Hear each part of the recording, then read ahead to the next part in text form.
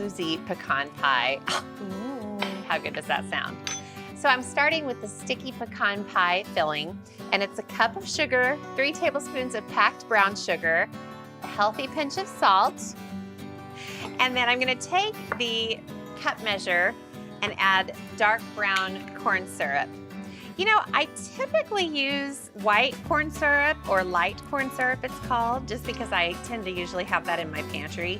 But there's something about this kind of boozy version of my regular pecan pie. That's about as full as that cup can possibly get. Ready? This is what you call a viscous substance. It's so silky and yummy. Okay, so then I'm gonna add 3 eggs that I already cracked just to make it easy.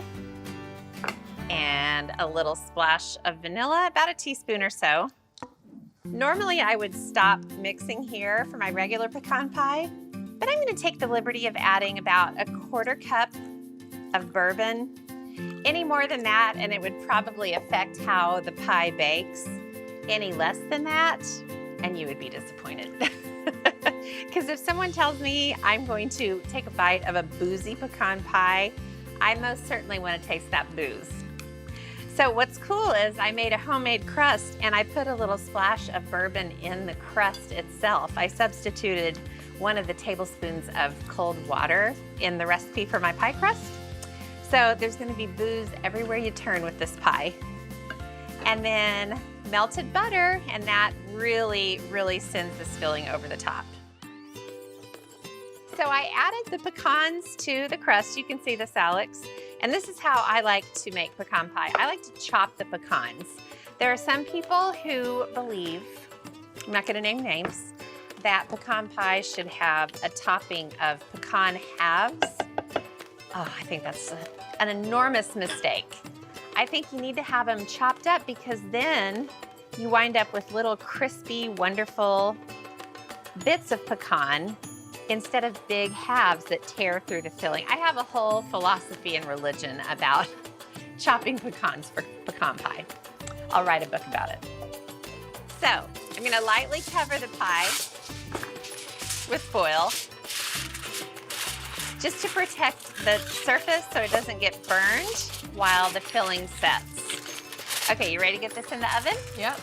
Now, if you're using a smaller pan, you might want to put it on a sheet pan just to catch the drips. But I'm going to put this into a 350-degree oven. And then in about 50 minutes, I'll take the foil off and let it bake for another probably 20-30 minutes until it's set. But look what I found. I already made one in another pan, and it has totally baked and totally cooled. Okay, so beautiful crispy crust on top.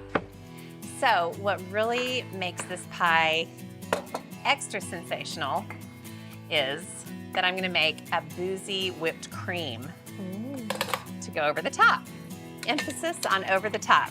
So I'm gonna sift just about a 1/4 cup of powdered sugar, and then I'll add a cup of cold cream, and you guessed it, healthy splash of bourbon. Pecan pie is wonderful because you can actually serve it cold, room temperature, or warm, and it's delicious any way you slice it. Okay, so then I just stir this around, and I'm actually gonna beat the whipped cream by hand, and that way it'll be kind of soft. It'll just sort of be billowy on the slice of pie. That is so good. Is it really? Mauricio, get in here and look at this. Look at this boozy pecan pie you're getting ready to eat. And then a little boozy whipped cream for you.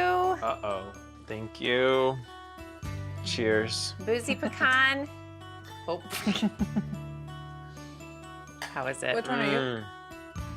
So good.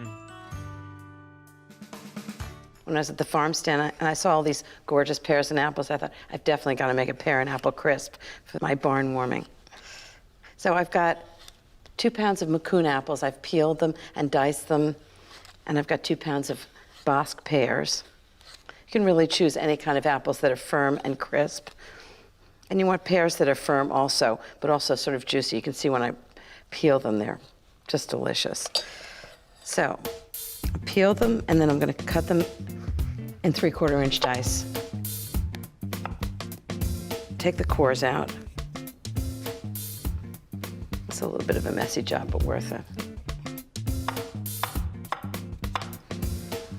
Okay, so that's 2 pounds of apples and 2 pounds of pears.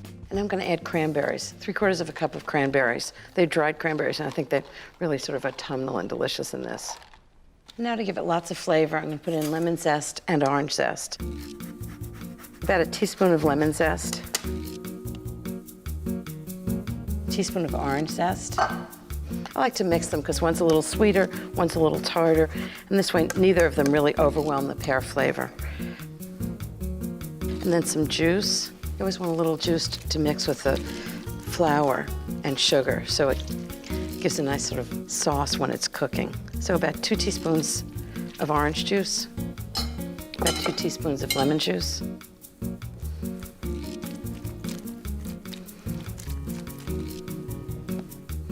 Okay. 1/2 cup of sugar, 1/4 cup of flour. That's just gonna sort of create that little, you know, that delicious goop in the middle. So when the juices of the pears and apples come out, it'll make a wonderful sauce for it. Okay, now some classic apple pie flavorings. A teaspoon of cinnamon, 1/2 teaspoon of nutmeg. So all of these enhance the pears and the apples, but none of them really overwhelm it. Just to bring out all that sort of gorgeous pear and appleness.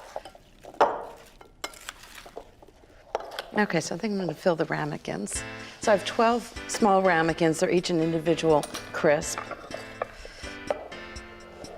I think this is gonna be just delicious. I wanna fill them each a little high, because when they bake, you know, they sort of go down. So it's about a cup in each one. And now for the oatmeal crumble topping. Okay, 1½ cups of flour, 3/4 cup of light brown sugar, and 3/4 cup of granulated sugar. Okay, 1/2 teaspoon of salt. Salt's really important when you bake, really brings out the flavor. And 1 cup of oatmeal. It has great crunch and flavor. 1/2 pound of butter. I'm just gonna dice it and then mix it into the topping. Okay, and then I'm just gonna blend it all together.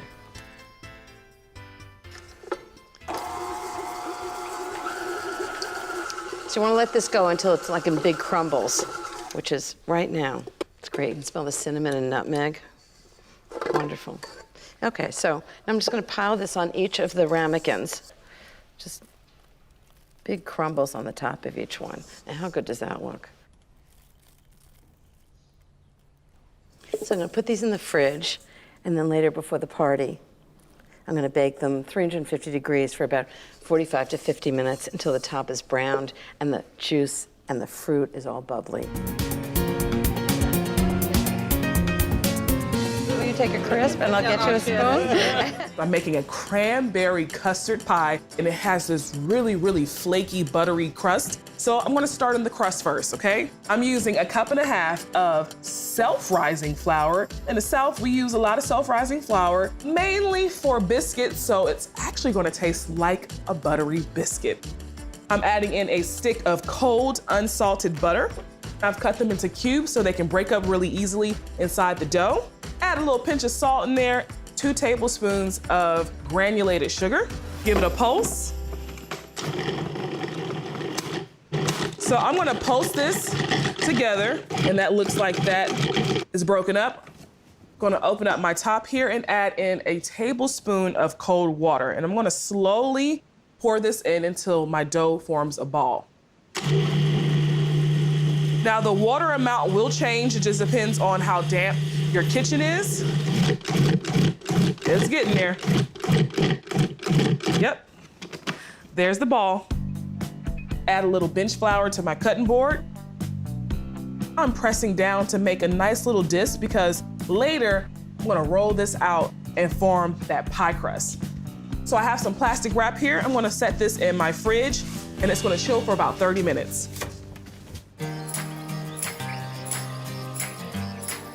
So my dough has been chilling for 30 minutes. I'm gonna roll it out now. Put a little bit more bench flour on my surface here. Put some more flour on top. And it's important to put flour on both sides. It'll stick if you don't, okay? I have a 9-inch pie dish. What I wanna do is roll it until it's about 12 inches or a little larger than my pie dish. All right, this looks great to me. Put it inside my pie dish. Taking this little excess dough here and just folding it under. The thing about crimping, you can do whatever you feel comfortable with doing. You can make these nice little indents with your finger, like you'll put your finger in here and then you'll crimp it with your thumb like that. Or if you're more comfortable, like I like to do sometimes, is just use a fork. Put little indents in it just like that. So I'm gonna pop this back in the fridge while I make my filling. Now this custard, all right, simple custard. 2 cups of granulated sugar, 2 tablespoons of all-purpose flour, 2 tablespoons of cornstarch. That's gonna help that custard stay nice and together. And a 1/2 teaspoon of salt. Now for my wet ingredients. 4 eggs. That's what the base of a custard is. Eggs and sugar. A 1/2 cup of heavy cream. The zest of 1 orange. Citrus and cranberry complement each other really, really well. I'm gonna add in 1 teaspoon of vanilla. So that's combined. Now I'm gonna add my dry to my wet.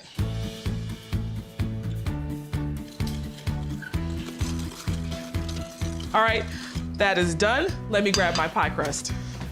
So I have 4 cups of thawed frozen cranberries. I'm pouring this at the bottom because once I pour the custard on top, it's just gonna rise to the top. You see how they're starting to float to the top? Yes.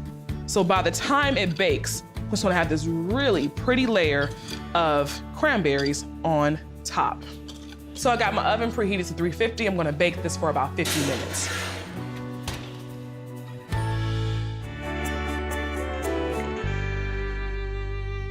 I'm ready to tackle the next item on my Thanksgiving checklist, pumpkin ginger snap cheesecake. I'm just gonna make the crust first. I've got a package of ginger snaps, and I'm gonna let the food processor grind them up. I want to get them really fine. Okay, the crumbs look perfect. Oh, I love the smell of ginger snaps. I'll add some brown sugar and some chopped pecans. I chopped them pretty fine. And a dash of salt. There's a lot of sweetness in here. I'll just stir this together and mix it up. To bring the crust all together, I'll drizzle in some melted butter. This is about 6 tablespoons of butter, not too much. You just want enough to make the crumbs come together. All right, the crumbs look delicious. So I'll just dump them into a springform pan. And then I'll just use my fingers to press it into the bottom of the pan. And I want to bring the crumbs up along the sides of the pan by about 1/2 inch. Before I pour the filling into the crust, I'm just going to chill it for about 30 minutes. So while the crust chills, I'm going to go whip up the delicious filling. So I'm just going to get a whole bunch of cream cheese into the mixer and beat it until it's soft, scraping the bowl once. I'll add a can of pumpkin puree and mix that in, scraping it again. Then I'll add 3 eggs one at a time. That's the first, the second, and the third. Okay, now it's in with sour cream. And next, with the mixer on low, I'm gonna add sugar, cinnamon, nutmeg, and vanilla. I'll really scrape the bowl before giving it all one final mix. Okay, that's done. Ready for the next step. The crust should be all set. Yep, looks good. Now I'm just gonna pour this luscious filling right in. This stuff is divine, delightful. all the adjectives that begin with D that I can think of. I'll just spread this into a single layer. Lad dropped me off, and he actually has to go back out there and work a little bit. I'm sure he won't get as much done without me helping him, but he'll get by.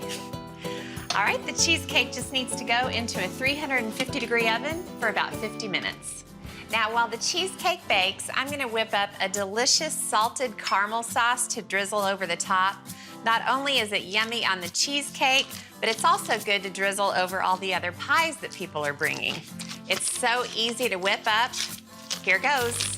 I just get some butter into a pan, along with brown sugar, heavy cream, vanilla, and some salt. Then I'll gently whisk it for 5 minutes or so, just until it thickens. Now I'll just get the sauce into a jar. Oh, look at that sauce. So thick and rich. Dessert tomorrow can't come soon enough for me. Now, this is the moment that the cheesecake gets freed from its pan. I put it on a cake stand and it goes on the island. And let's just pause for one small second for a dessert fantasy.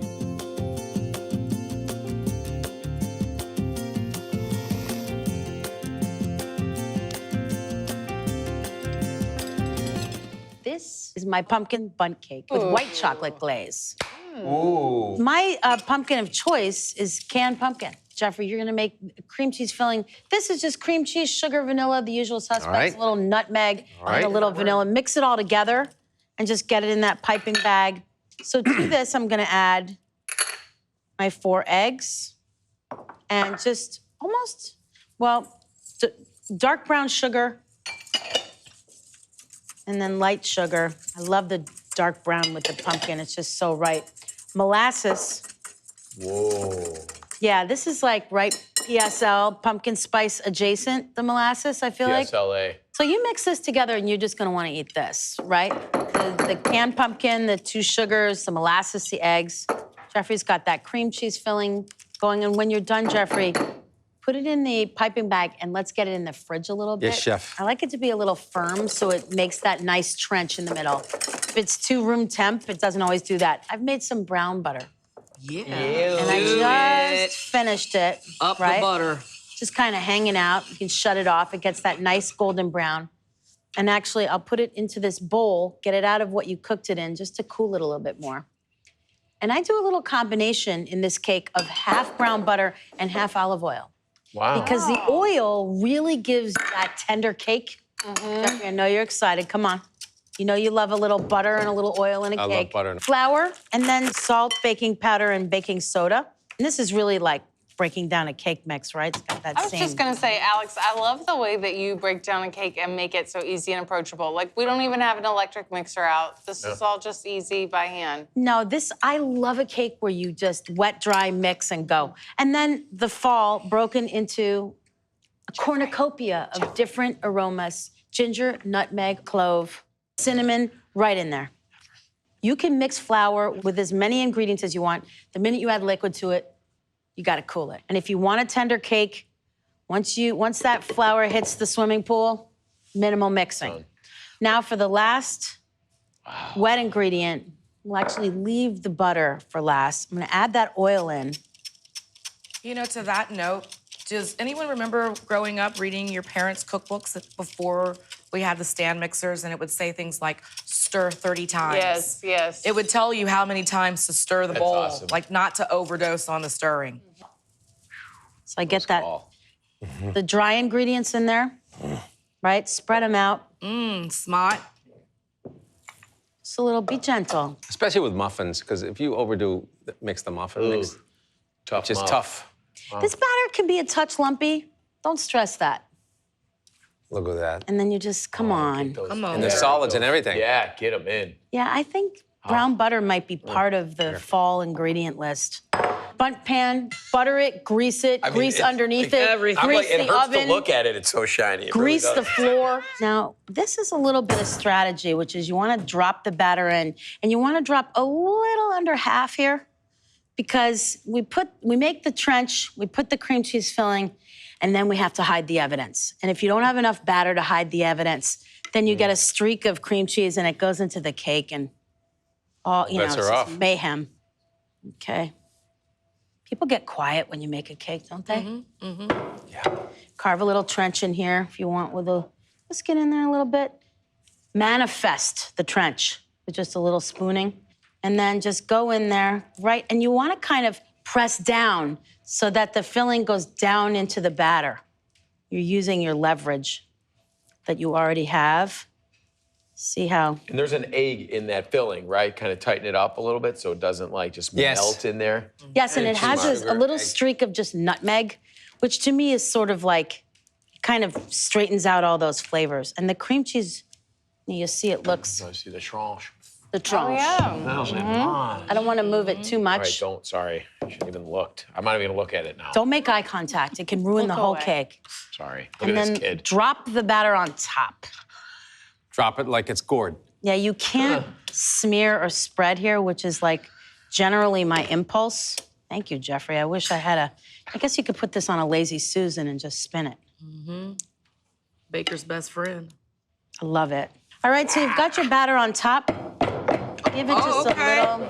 Little You bit. do. Air out, yeah. You need it. You need it. So I'm gonna go into the oven with this, 350 degrees for about an hour. And we'll see how it turns out after the break. We'll be right back. Ooh, can't wait to eat this. I need, Something like, goes on a top cheese. too, right? We're back with easy and delicious recipes to celebrate this season. My pumpkin bundt cake is almost ready. It came out of the oven. It baked for an hour, 350 degrees. It's taken a little nap, a little spicy nap for about a half an hour in the pan just to cool down. And it's nice to cool a cake in the pan because it gives you time to wonder if you're gonna be able to unmold it. All right. That's what I was gonna say. I was like, oh God. So, fancy, plate. Let's just. What's the right side? Should the What do you crack mean? side be up? No. No. No, we just unmold and go. Okay. That's it, with a cake like this. So a you boom. just literally, it's either gonna work or it's not. It's gonna Right. work. You want to tap it? Oh, come it on. works. It's working. That's it. Yeah. Work it. It's so good. It's so good. Perfect. Oh, Oh, peekaboo. that's Oh, my goodness. Gorgeous. Cordiality. Oh my God, it's beautiful. It's gorgeous. Gorgeous. Gorgeous. Gorgeous. So I like that. we need a little cascade. So I Yeah. have some white chocolate, which Fancy I that. warm gently over a double boiler, and what I'm gonna warm it with, I have underneath. And this is a trick I do because when you mix warm chocolate and warm anything, the like temperatures and not kind of cold milk and hot chocolate, you get a glossier, silkier glaze. Oh, So I remind myself of that by making that into my double boiler. Okay. Okay. A white chalk ganache. Yeah, a little, exactly. It really is, you're right, a ganache. Just some milk and melted white chocolate, same temperature. I love technique, and I'm just always looking to see if it's supposed to do what it's supposed to do. And I wouldn't add cream to this because the white chocolate's finicky. Milk is enough richness, pinch of salt in there, of course. And then, no, but you could. And you could Could. put pepper in this cake also. My would mother be used spicy. to do that. It would actually be delicious. Maybe Ooh, red orange peppercorn. this. about some I love the piment orange and the d'Espelette? pumpkin. and those Tiny orange bit. Spices. And I just run the orange over. Okay, if you let it sit for a little bit and cool, it thickens up even more, and you definitely want to do that, right? Gets really thicker. And honestly, I mean, a shortcut too, you could just dump a half a can of condensed milk with orange zest over this. Is there orange in that? God. There is orange in this, yeah. Sweet, sweet. Yeah, and then we go over it. Oh, red waterfall. Racing down the ridges. What am I gonna do when I make a cake at home and you guys aren't here to I make don't this know. peanut gallery? Call us. You gotta just like hear it in your head. No, look, I love when it does that. when it's yeah. just kind of like, It's like come on. CGI. And then also, it's got to go in the middle. You know, Yes. it's got to The drip pull. down. Pull it, yeah. You can't have that lonely moment, Wow. right? And if it's cooler, right, the chocolate thickens up. It hardens. It'll just seize up on you. And then I In the don't best mind way. that this chocolate's pooling on the bottom because as you slide the slices of cake out, Yes. you get a chocolate drag. Yeah. Drag. Yeah, right on the bottom, see? Where it's pooling. Looks like too much, but not in my house. That's why a lot of my cake stands have lips. To catch that? Oh, because I drizzle. Yeah, you're right. This is maybe going to be a waterfall of a different nature, but Oh my God, you got something inside there too I forgot about. Totally You forgot. revealed. Cream Can cheese we reveal? vibes. I mean, Oh, that's right. Oh, yeah. Come on, girl. Oh, dude, it's like a, look, it looks Wow. like Texas. Wow, I need a cup of hot tea with this. Brownie pecan pie. Okay, I'll take it. You ready for this? Starting with the brownie batter. Sonny, we got some pecans. Yep. Rough chop those for me, please. Here I got some melted butter. We're gonna add this to a bowl. We're gonna make this batter, right? Little unsweetened chocolate. Okay. Swirly, swirly. We're gonna get this all melted. That's nice warm butter. A little vanilla.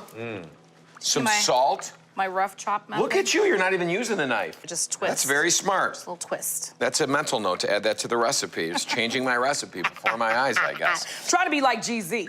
All right, we just put some vanilla in there, of course, some sugar, whisk in a couple eggs, some flour.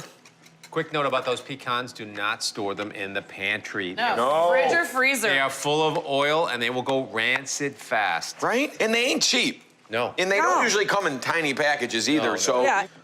freeze them on a sheet pan too, and then put them in a bag so you can take out what you need. We are putting the flour in there. Look at that, beautiful brownie batter. And now the chunks Oh.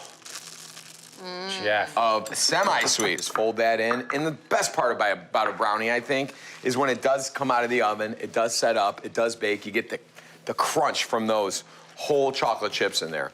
Beautiful. Sonny, I have a pre-made pie crust in the fridge, ready to go. I ain't hating on pre-made. There's like it's pretty. 4 or 5 options at a lot of grocery stores. Yeah. Some fluted, some flat, whatever. I This like is the nice. fluted one because it does look a little more homemade, if Like you you will. did something. If you ever get one that's like a little bit cracked, like Yep. sometimes the ridge is cracked, just a little bit of water or heavy cream and pinch it back together. Oh, that's fantastic. I've done that before. Okay, great. So pecans, do me a love favor, that. throw them in that butter, get them started in there, okay? All right. While I put this brownie batter in that pie crust. And we're gonna bake this in the oven, 350 for about 40, 45 minutes. Like you would a cake, you gotta test this with a toothpick or a skewer, okay? I got one ready to go right here. And you wanna make sure that pie crust is cold when you put it in the oven. Makes it nice, light, and flaky. Look at all that chocolate melted in there. And how do you know it's a great brownie? Look at that, shiny. Oh, yeah. Top. Beautiful. Now we have a brownie pie here. Oh, Jeffrey, this is right up your alley, huh? So easy to do. So We're easy. not done. I got some dark brown sugar, some cinnamon, some nutmeg, some salt. All right, that's going in there, as well as some vanilla. Okay. Another little pat of butter, some water, just to kind of loosen it up just a little bit, and then some corn syrup. Oh. You gotta have that, I think, in like a pecan pie topping, right? It gives it that, I don't know, that glossiness, right? Kind of need that. So this is all gonna kind of come together. We're not really gonna cook this or reduce it much. We just want it pourable still, but warm when we put it over the pie. The pecans on the brownie pie. You let it harden up? Like now? Here we go. Jeffrey's the best in pie cutting. It's brownie. Oh, stop it right now. Stop. Oh, no! Stop it right now. My fresh apple spice cake is amazing, but it's the rum-soaked raisins that put it right over the top. So I'm starting with raisins, 1 cup of raisins. And instead of regular raisins, I'm using golden raisins. I think they're a little sweeter, and they're gonna look great in the cake. I'm adding half a cup of dark rum, and I use dark rum instead of regular white rum because it's got sort of like a caramelly flavor, and it'll be great with the apples. I'm gonna pour it over the raisins. Now what I'm gonna do to make them all taste better, I'm gonna microwave them so the raisins plump up and the rum gets into the raisins. 60 seconds. Okay, let's make the cake. So the cake starts with 1 cup of sugar, granulated sugar, and 1 cup of dark brown sugar. 3 eggs, extra large eggs, and instead of butter, I'm using oil because it keeps it really moist. 3/4 of a cup of vegetable oil. I want some kind of flavorless oil for this. Okay, 2 teaspoons of vanilla. So of course, I love vanilla. And 2 teaspoons of freshly grated orange zest. Just think of all these, raisins are ready. Just think how all these flavors are so delicious together with apple. Okay, then turn this on and beat it for about 3 minutes until it's light and fluffy. Okay, next the dry ingredients. So I've got a bowl and a sifter. I always like to do the dry ingredients in a sifter. 2½ cups of all-purpose flour. The sifter is a great way to mix everything and make sure it's really smooth. 2 teaspoons of baking powder. 2 teaspoons of cinnamon, really good cinnamon. Okay, ½ teaspoon of ground nutmeg. ½ teaspoon of ground ginger. Next is cloves. Cloves are really strong, so I'm just going to do 1/8 teaspoon, just a little bit, and ½ teaspoon of salt. Okay, so that's the flour and the spices. I'm just going to sift them all together. This smells great. And see, anything that's in the sifter, just want to make sure it goes through. Okay, so now I'm just going to turn this to low and just very slowly add the dry ingredients to the wet ingredients. When I had Barefoot Contessa, we used to have all kinds of cakes like this out on the bakery counter. And you could come and buy a whole cake, but you could also buy a piece. It's not fancy, just really delicious and earthy. And you always want to come back for more. Okay, that's the dry ingredients.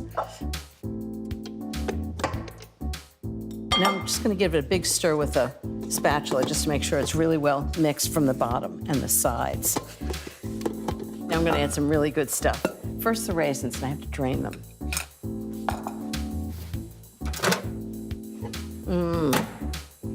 The smell of the raisins in the rum is fantastic. So I'm just going to drain the raisins. Next, I have some pecans that I've toasted. It's 1 cup of pecans, chopped. I just toasted them for about 5 to 10 minutes, 350 degrees, just to crisp them up and bring out the flavor. I want everything to taste as good as it can possibly be. And then 1½ pounds of Granny Smith apples that have been peeled, cored, and 1/4-inch diced. So I'm just going to fold these together. Make sure everything's really well folded in, because you want every bite to have raisins, pecans, and apples in it. And the good thing is, you can make it ahead. It only gets better. Okay, so instead of making a round cake or a loaf cake, I'm going to make a rectangular cake. And this pan, I've greased it. I've put parchment paper in and then greased and floured the pan. I want to make sure it comes out of the pan. I'm just going to pour the whole batter in. Look how good this looks. Isn't that crazy? You can really see how all the flavors of the raisins and the apples and pecans are going to make this fantastic. Okay, I'm just going to spread this out. Look how thick it is. I have to say, I can smell the rum. Okay, ready for the oven.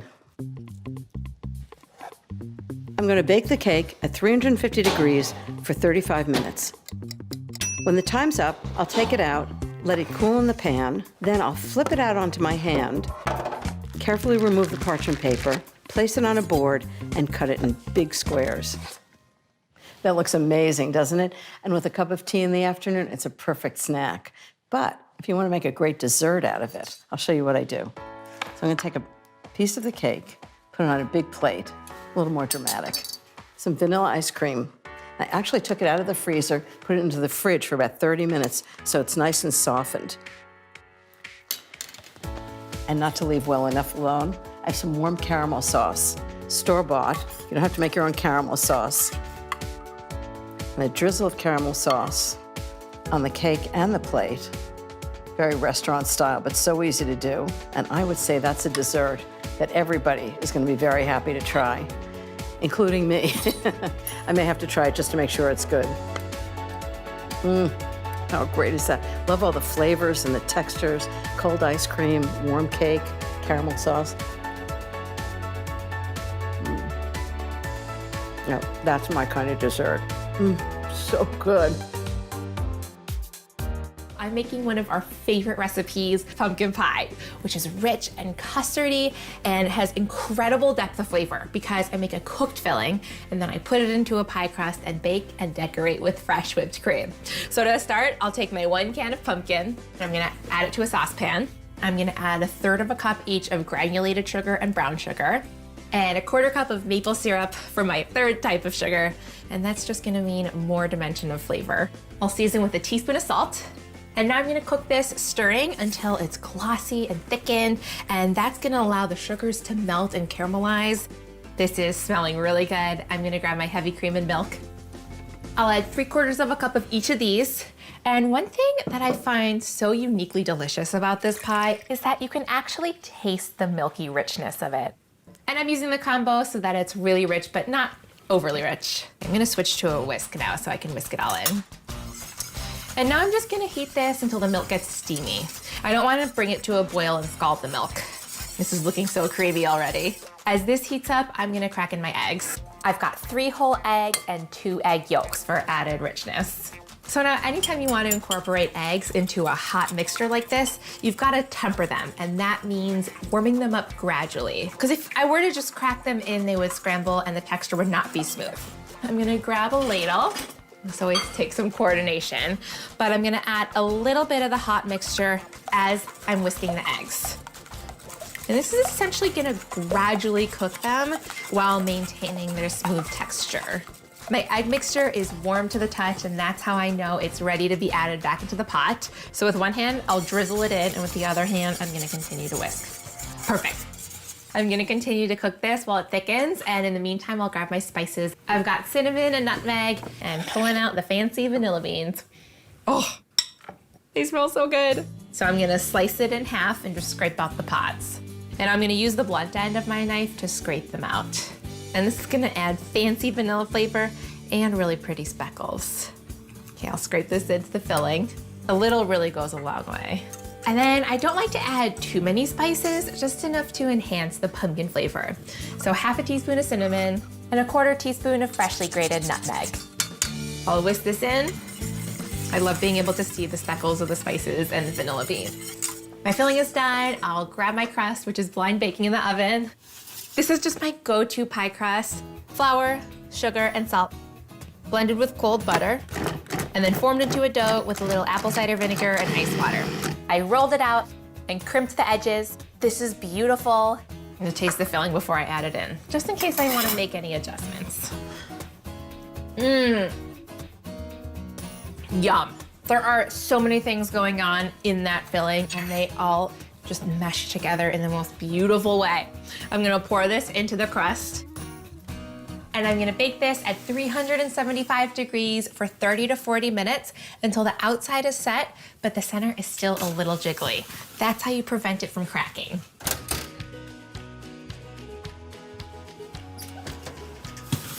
Oh yes, this is perfectly done. It's set around the outside, but it's still a little soft on the inside. I'm gonna let this cool completely, decorate with fresh whipped cream and cinnamon, and then it is gonna be the sweet star of the show. Whether it's a small dinner or a big holiday gathering, you really can't go wrong with apple pie. Now this one has a crumb topping and it's drizzled with caramel sauce at the end, so it pretty much takes apple pie to a new level. Now I'm making the crust for the pie. I started with 3 cups of all-purpose flour. I used a 1.5 cup measure. They're so handy. And I'll add a teaspoon of ground cinnamon, 1/2 teaspoon of ground nutmeg, and then a teaspoon of salt. This is the pie crust recipe that my friend Sylvia shared with me years and years ago. I added the spices just to give the apple pie a little bit of an edge. I got all that stirred around. Now I'll add 3/4 cup of cold shortening. I just cut it into squares. And then the same amount of cold butter. Now I'll just use a pastry cutter to slowly combine the dry ingredients with the shortening and butter. I got most of the big chunks of shortening and butter broken up. So now I'll add a beaten egg. I didn't overbeat it, I just barely stirred it around with a fork. Now I have a little container of ice water, and I'll just add about 5 tablespoons right over the top. Whenever you're making pie crust, it's important for the ingredients to stay really, really cold. Otherwise, everything falls apart. Now finally, a tablespoon of vinegar. The acid in the vinegar just helps the pie crust stay extra tender. Now I'll just stir it around with a spoon until it just comes together. Now I'll just break the dough in half, and then I'll put each helping into its own plastic bag. I'll just form it into a rough ball. And then after I stick it in the bag, I just flatten it slightly, and that'll make it easier to roll out later. Okay, I'll get the second one in. This pie crust is so good without the spices, but it's particularly delicious with. All right, now I'm gonna stick the pie crust into the freezer. This crust is for a future pie, and this one just needs to chill for about 20 minutes. So when the time's up, all I have to do is get the dough out of the bag and onto a floured surface and start rolling. I just keep going until it's slightly larger than the pie pan. Then I roll it around the rolling pin, lift it onto the pie pan, carefully unroll it, and press it in. Then I tear off the excess dough and tuck the edge under neatly and go around pinching the dough to crimp it. I've just been slicing a bunch of peeled apples. I've got about 6 to 7 cups of apple slices in the bowl. And now I'll add a half a cup of sugar. And then to make it a little bit thicker, I'll add a 1/4 cup of flour. To combat all that sweetness, it needs a little salt, about 1/4 teaspoon. And then I'll slice a lemon in half. And I'll just squeeze in the juice of half of it. That is all combined. Now I'll just bring up the beautiful crust, and I'll just pile the apples right in the crust. And when I say pile, I mean pile. I don't believe in having a level apple pie. Okay, just perfect. Now there are many delicious things about this apple pie, and this crumb topping is one of them. It's butter and flour cut together with some brown sugar, quick oats, which give fabulous texture, and a little salt, all stirred together. Okay, now the crumb topping just gets sprinkled all over the pie. Use my hands. If some of it falls onto the floor, no problem. There's plenty more where that came from. Big pile. Now I'll just use my hands to let it fall into the cracks. Oh my gosh, look at that. Gorgeous. Now the pie goes into a 375-degree oven for about an hour. Then there's another thing to add to the topping before it finishes baking. Half a cup of chopped pecans. Delicious. Okay, back in for 5 more minutes. Well, my house smells heavenly, and that means the pie is ready to come out of the oven. It just looks amazing. Oh, nice and golden, those crunchy nuts on top. The crust looks gorgeous. Now to finish it off and to make it caramel apple pie, I'll just crack open a jar of caramel sauce, and I'll just drizzle it all over the pie. My gosh, that looks so good. So for Thanksgiving, everybody has to have pumpkin pie. But at my house, my mother used to make a pumpkin banana mousse tart, which was actually really good. So I'm doing a version of that. It's kind of like pumpkin pie with the volume turned up. And the good news is it starts with a graham cracker crust. So 14 graham crackers, all ground up. It's about 2 cups of graham cracker crumbs.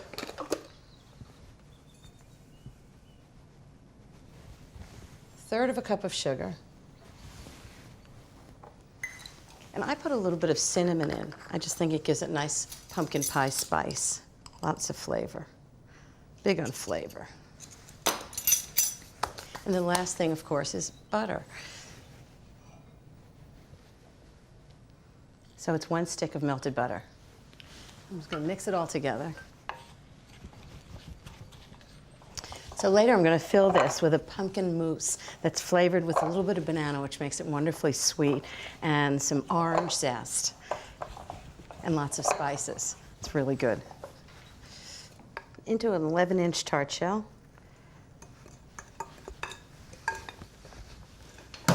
Clean hands, always a cook's best tool. So just pat it out so it's even. And then I take a cup measure, metal cup measure, and do the edge, just like that. And then you don't end up with a thick crust right at the edge. So much easier than traditional pie crust. So into the oven, 350 degrees for about 10 minutes until it's just a little firmer than it is now.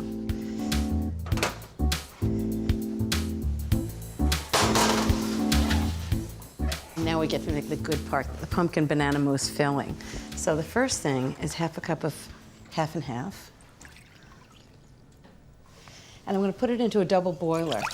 I know every starter set of pots comes with a double boiler, which is 2 pots, one on top of the other. But you can really make your own double boiler by putting a heat-proof bowl directly over a pot. And then you can have all different sizes. And the next thing is 1 15-ounce can of pumpkin puree. I've done this with cooking a pumpkin and pureeing it, or a can of pumpkin puree, and believe me, you can't tell the difference.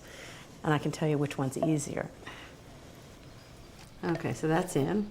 Next ingredient is 1 cup of brown sugar. And you want this sort of lightly packed. It's how brown sugar is generally measured. Right into the pumpkin. And then some good spices. 3/4 teaspoon of salt. 1/2 teaspoon of cinnamon. And 1/4 teaspoon of nutmeg. Big wooden spoon, and just stir it around. So I'm going to cook this for about 5 minutes until it just gets warm, and then I'm going to add egg yolks to it to make a custard. But I think the tart shell is ready to come out of the oven. Perfect. It's just a little brown around the edges, and it's just going to cool and get firm. So now I'm going to make the custard.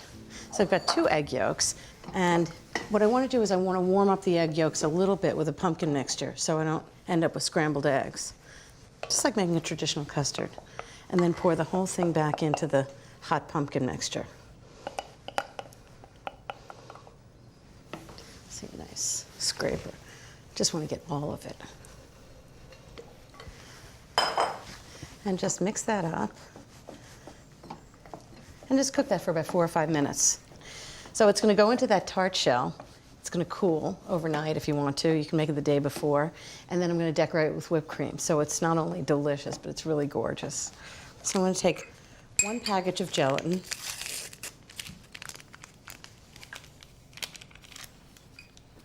And just soften it in 1/4 cup of cold water.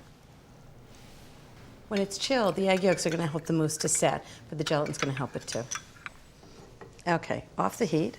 I'm just going to add these other ingredients. Mashed bananas.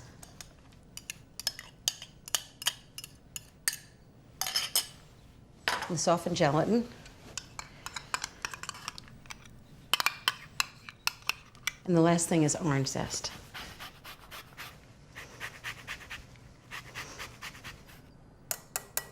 Okay, I'm just going to stir this up.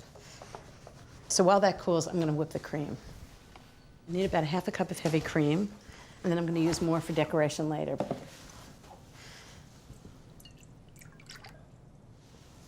And 2 tablespoons of sugar. Okay, that should do it. You can do this with a hand mixer if you want to also.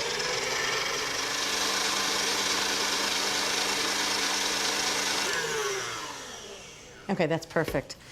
With whipped cream, you want to make sure that it's really firm, like that, that it stands up. But if you get it too far, you end up with butter. Don't want that. Okay. All right, I'm going to fold this into the pumpkin mixture. So put the whipped cream right in the middle. And then with a spatula, I use a rubber spatula, just go straight down through the middle and then fold it over that way. Straight down through the middle and then right to the bottom of the bowl and then fold it over. Just keep doing that until it's really well mixed. This is looking gorgeous. Perfect. And pour it right into the graham cracker crust.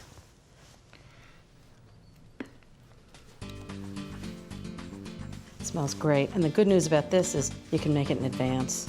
Leave it in the fridge for a day, and then decorate it just before you're gonna serve it.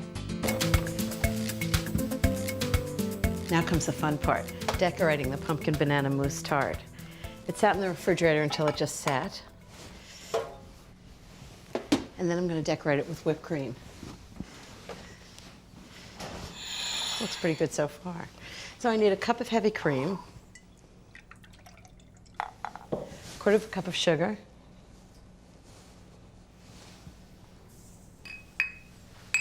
and a splash of vanilla.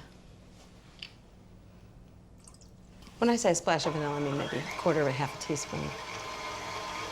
I'm just gonna whip it until it's firm.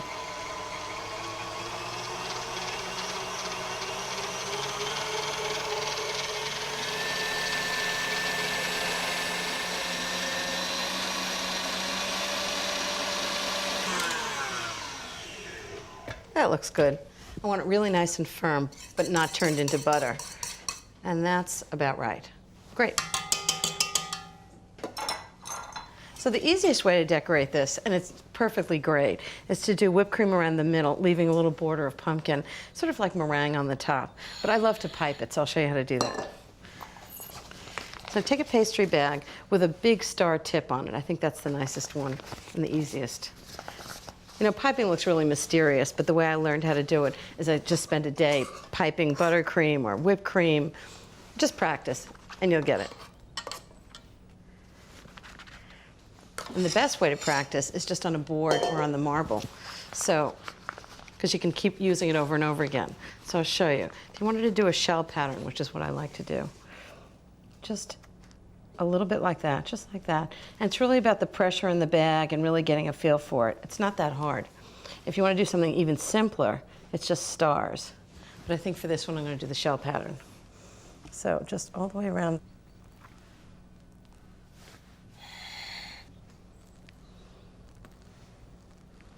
Just do like a ribbon pattern. And the good news is, if you make a mistake, you can just scoop it back into the bag and do it again.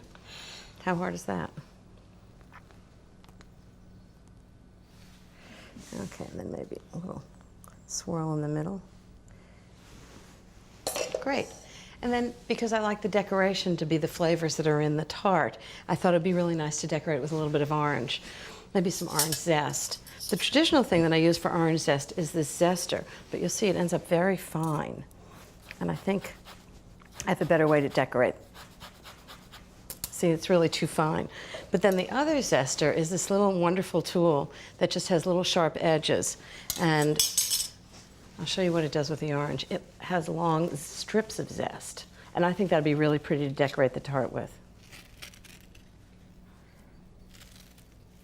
And then just take it and put it around the edge, just sort of lightly.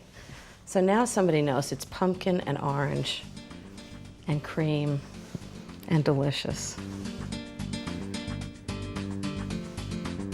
And it's ready for dessert. I'm just going to keep it in the refrigerator until we're ready to serve it. I think it looks not bad.